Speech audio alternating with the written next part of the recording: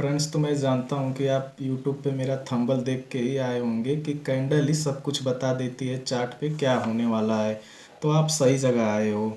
मैं इसी के बारे में बात करने वाला हूँ कि आप कैंडल के आधार पे कैसे मार्केट में ट्रेंड को पकड़ें कि मार्केट अब अप मूव में जाने वाला है या डाउन मूव में। तो कैंडल का सही ज्ञान ही आपको चार्ट पे सही से ट्रेडिंग करने में हेल्प करता है।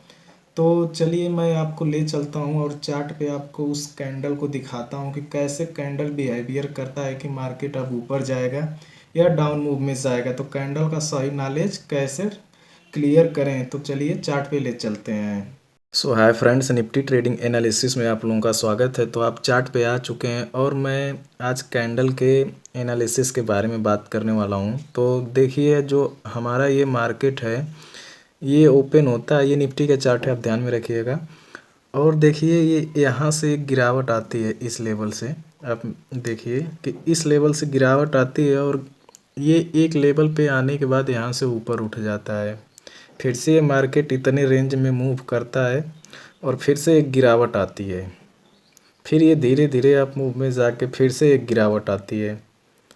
तो इसी चार्ट पे आज मैं कैंडल के बारे में बताने वाला हूँ। इतने ही मूव में आप कैप्चर कर लेंगे कैंडल को कि कैसे कैंडल से पकड़ा जाए ट्रेड को। तो देखिए, मार्केट एक बेयरिश मोमेंटम बना के एक बड़ी सी रेड कैंडल के साथ नीचे आता है। फिर से एक रेड कैंडल यहाँ पे बनती है, नीचे आता है। फिर एक बड़ी और रेड कैंडल बनती है और मार्केट बेयरिश मोमेंटम में डाउन साइड आता है।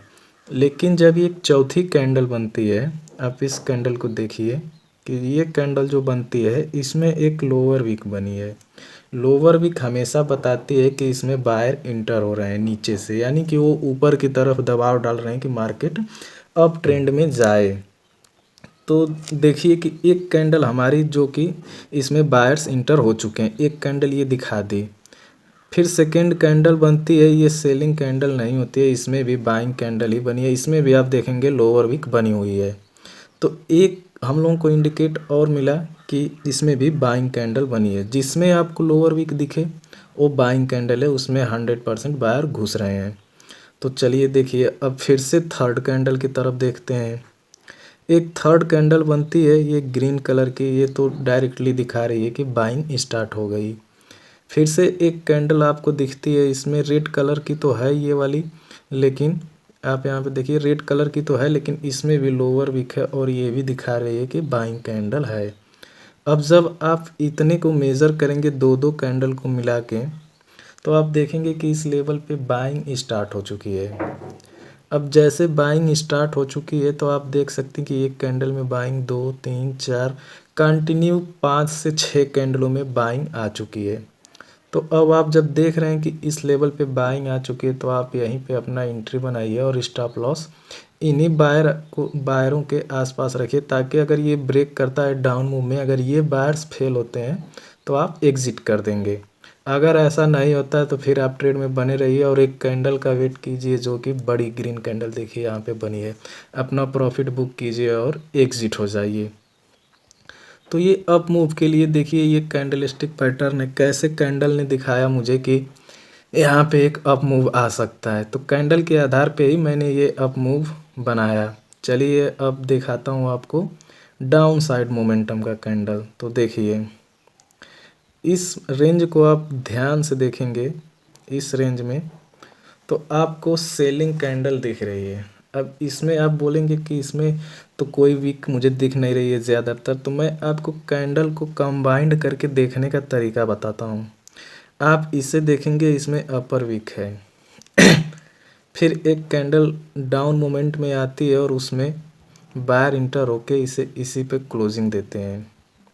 फिर से एक ग्रीन कैंडल बनती है। अगर मैं इस ग्रीन कैंडल को और इस रेड कैंडल को दोनों को कंबाइंड करूं तो आप अगर एक कैंडल देखेंगे तो ये अपर वीक ही बनाएगी। क्यों?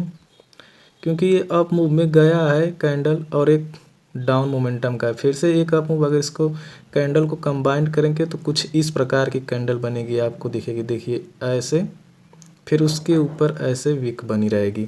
कुछ इस प्रकार की कैंडल आपको बनती हुई ये दिखेगी। चलिए इसे साइड करते हैं। फिर आप यहाँ पे कंटिन्यूअस अपर विक देख सकते हैं तीनों कैंडल में। अब फिर से बाइंग आ जाती है और फिर से देखिए अपर वीक, अगर फिर से मैं इन तीनों कैंडल को का आपस में कंबाइंड करूं तो फिर कुछ इस प्रकार की कैंडल दिखेगी। तो चलिए, इतने दूर की तो अभी सेलिंग कैंडल ही दिख रही है। अब बची हुई हैं इतनी कैंडलें।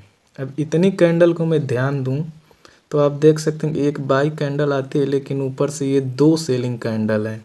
अब दोनों अगर मैं तीनों को कंबाइंड करूं तो कुछ ऐसी कैंडल दिखेगी। देखिए, ये कुछ इस प्रकार की कैंडल दिखेगी, जो कि आपको दिखा रही है कि हाई लेवल पे सेलिंग हुई है। फिर से मैं इसे हटाता हूँ और इसमें तो आप इजीली देख सकते हैं कि अपर वीक बनी हुई है। अब जब इतनी दूर में जब सेलिंग हो रही है तो मैं क्यों नहीं यहीं पे अपना एंट्री पॉइंट बनाऊँ इसी लेवल को। आप ध्यान देंगे कि हर कैंडल जो सेलिंग हो रही है इस लेवल से आके अप साइड में मूव कर जा रही है। यहाँ पे अगर मैं इसी कैंडल पे अपनी एंट्री बनाऊं और अपने स्टॉप लॉस को कम से कम मैं यहाँ रखता हूँ, अगर ये सभी फेल होते हैं तो मैं अपसाइड के लिए देखता। लेकिन मार्केट कंटिन्यूअस डाउन ट्रेंड में ही देखिए जा रहा है। और अगर मैं इन दोनों को कंबाइंड करके देखूं तो ये कैंडल कुछ इस प्रकार की बनेगी लोअर वीक के साथ। और लोअर वीक के बनते ही आप देखिए मार्केट अप ट्रेंड में थोड़ा सा मूव किया है, देख सकते हैं। फिर उसके बाद देखिए कि यहाँ से मार्केट उठना धीरे धीरे चालू करता है। कंटिन्यूअस एक कैंडल, दो कैंडल, तीन कैंडल, चार कैंडल ग्रीन बनती है, लेकिन एक ही कैंडल आती है और इन सभी को फेल कर देती है। अब इन सभी को मैं कंबाइंड करके देखूं तो यहाँ भी एक कुछ ऐसे ही सेलिंग कैंडल बनी हुई है, कुछ इस प्रकार की। अब देखिए, जब यहाँ पे सेलिंग कैंडल बनती है यहीं पे एंट्री लगाते हैं और देखिए हमारा टारगेट यहाँ तक आ गया। तो देखिए कैंडल कैसे सब कुछ बताती चली जा रही है कि कैंडल के आधार पे ही हम कैसे ट्रेड करें। अब आप यहाँ पे देखिए कितनी अच्छी तरह से कैंडल बताई है कि यहाँ पे अप मूव आने वाला है। अब देखिए हर कैंडल में आपको lower wick, lower wick, lower wick दिख रही है। ये इस पूरे कैंडल को आप इस पूरे एरिया को देखेंगे तो ये बाइंग जोन बना हुआ है, यानी कि इस लेवल पे सबसे अधिक बाइंग हो रही है। और देखिए इसी बिग कैंडल पे अपना ट्रेड लगाते हैं और स्टॉप लॉस को यहाँ पे रखते हैं। देखिए कितना बड़ा मूव मिला है। तो मैं इसीलिए बता रहा था कि कैंडल का नॉलेज होना कितना ज़रूरी है। तो मैं आशा करता हूँ कि आप समझ चुके होंगे कि कैसे कैंडल के आधार पे ट्रेड लिया जाए और कैंडल को पैटर्न को कैसे रीड करें कि ये अप मूव दिखा रहा है या डाउन मूव।